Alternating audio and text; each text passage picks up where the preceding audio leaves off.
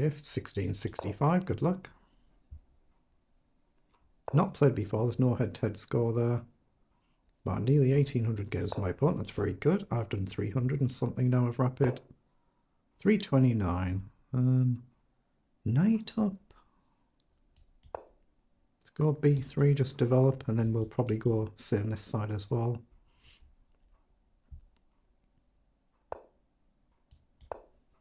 So it is possible to take and cause one of the pawns to come across, but I might just develop. Oh, no, it really is possible. We can then try and potentially isolate a pawn here. Do I want to do that? I will. Just to mix it up a little bit. So I'm going to go here now and bring the bishop this way instead of g3. Okay, I've got to watch out for the bishop opening up there, of course.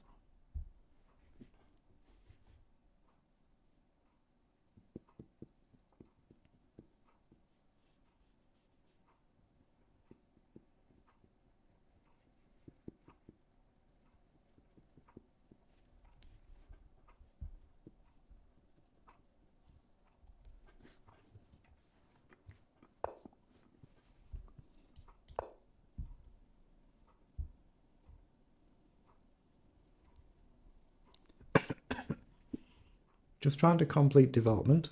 Just figure out where the knight's going to go. Get the rooks into the center somehow. Okay, that gives me a natural tempo to go forward. I could bring the knight across as well, but it does give him a target if I do h3 though. I think I'm going to bring the knight up actually here. Threaten to take a pawn. Oh, he has taken. We're threatening to win a pawn if he doesn't take back now. Oh, he's pushed forward, so I think I just simply win a pawn here. Because there's two pieces attacking. So what do I want to take with? Bishop or knight? I think the knight makes sense. Knight up, maybe rook across.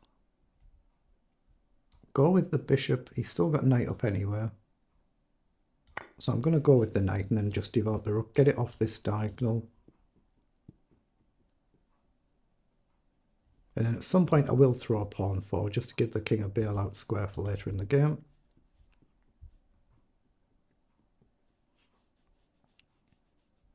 Get the cursor off the board there so there's no accidental slips. So just looking at rook across here, he might do the same thing, but I don't see anything better. Maybe I can develop the queen.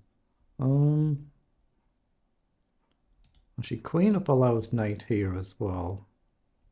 But my knight's got plenty of options now. I'm just going to stick to my first idea, develop the rook. He'll probably do the same thing. Then maybe queen up.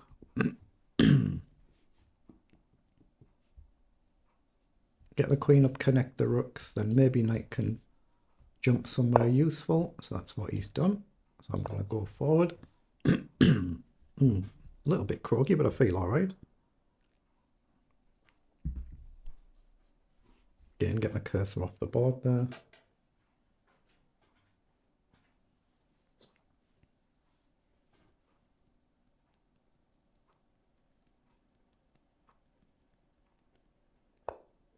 He's played knight back. So if I take, he could go with the knight. How does he want to do this? I think it makes sense to take, but in what order? Rook first. Probably goes with the queen, not the knight, otherwise he drops a pawn here potentially. Knight takes. I mean, I could drop the knight back and keep the knight on the board, but I've gained a pawn. I don't see any reason to do that. I'm probably going to play rook up and try and double up. I just still need to think about this bailout square so I don't blunder a back rank mate in one. But I think rook up makes sense here. If takes, I just come across and bring a pawn into the middle. If he doesn't take, I've got the other rook coming across. Just got to watch out for a move like f4 at some point, smashing through potentially. Okay, so I could play forward here. I could just simply take. Yeah, I'm just going to take, and I think rook across. It's whether I do a move like g3 first, just in case he plays f4. It does potentially concede the file though, doesn't it? Potentially. Here. Trade, queen down might be a move. G3, say queen across. I can still try and get forward. I might be a little bit cramped, but yeah, I'm going to play rook over first. Just challenge for the open file. Then I'm going to probably play G3. Just try not to blunder the A2 pawn. And we have got opposite coloured bishops, so it could prove to be tricky to win even though I'm a pawn up, but it is a pass pawn that I've got. Hopefully we'll get very fast.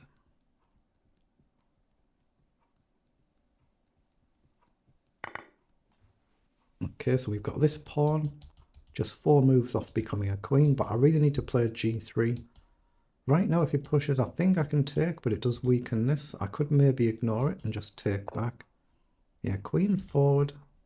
So I think I really have to play G3 now.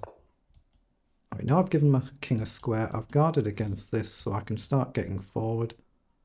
And then hopefully just simply start winning the pawn up at some point. Okay, now do I need to counter that? I think I should actually, and then bring the king up. The more he pushes forward, the more I've got a chance of getting to the king. So he's launched one that side. So check, he can go up. I'm going to bring the king up first. I'm quite happy to trade these off if I can. I think that should be good. Doesn't mean it is, but it feels like it should be. So I'm going to develop the bishop. So I've got the option to take back either way, probably with the pawn. Let's not pre-move, but probably just take back with a pawn. Nice bishop in the middle of the board. The queen can start getting forward. At some point he's going to have to push and push, I would think, something like that.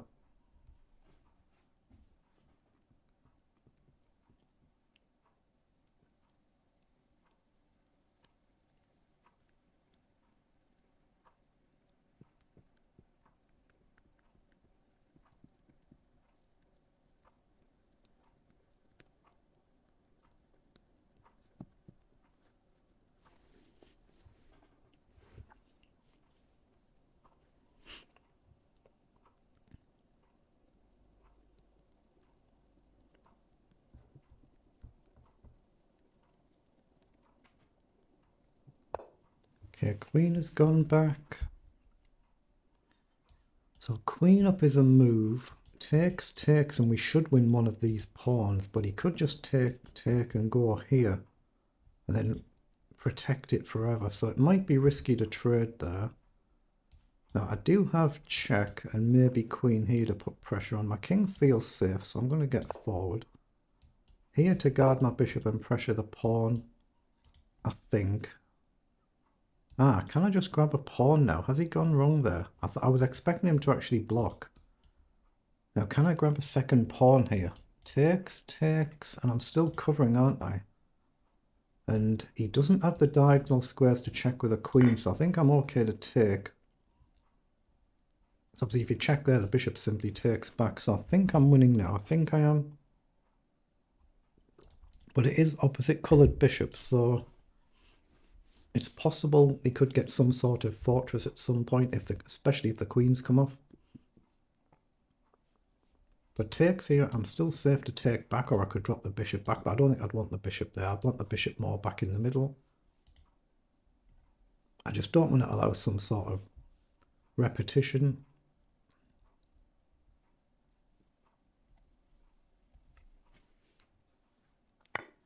Okay, he's taken the pawn, so I assume I want to take with the pawn, not the bishop. Mind, if I take with the bishop, I'm creating a check threat, but you're perfectly safe. So I'm going to go with a pawn. I just need to guard my bishop now. So a move like queen up feels good, and there's still no immediate check. We'd be threatening here.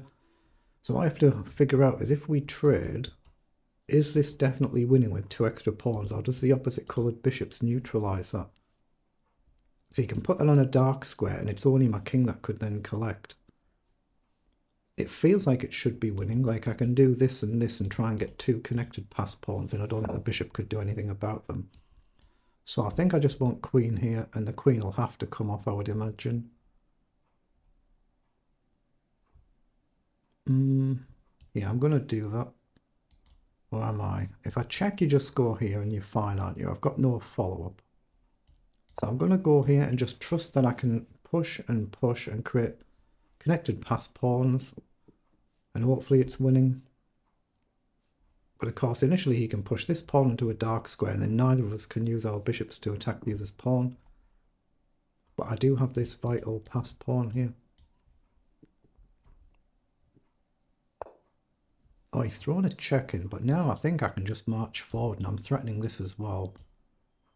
So I'm going to start the pawn push. I mean, this has got to be winning now. I mean, there is a check and a check threat here. That would be mate in 3, I think. Check, back, check, block, and mate. So there is a checkmate threat on the board. Not an easy position, not easy.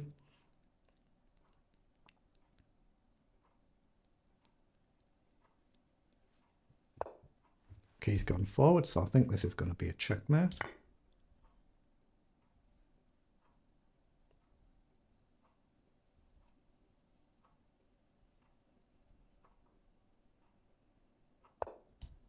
Okay, check. And you've got to block, and it's just mate next move. Okay, that's a very good win.